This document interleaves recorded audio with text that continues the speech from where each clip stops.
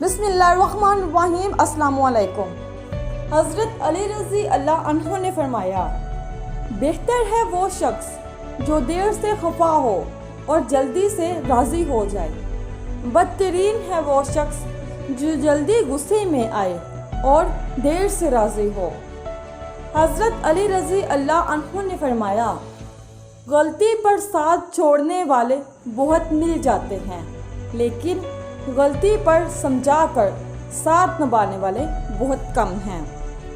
हज़रत अली रज़ी अल्लाह अन्हु ने फरमाया, कुछ लोग जब बात करते हैं लगता है दिल पर वार करते हैं। हज़रत अली रज़ी अल्लाह अन्हु ने फरमाया, परवरदिगार आलम ने गुनाहों की इस कदर पर्दापोशी की है कि इंसान को धोखा हो गया है कि शायद इसे माफ़ कर दिया गया है।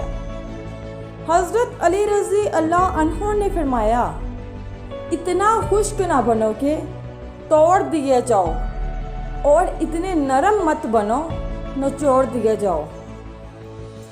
हज़रत अली रज़ी अल्लाह अन्हु ने फरमाया, जिससे के करीबी छोड़ देते हैं इसे बिगाने मिल जाते हैं।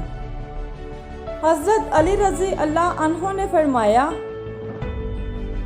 जिस इंसान में वफादारी नहीं है इससे दोस्ती का मतलब है खुद को जलील करना।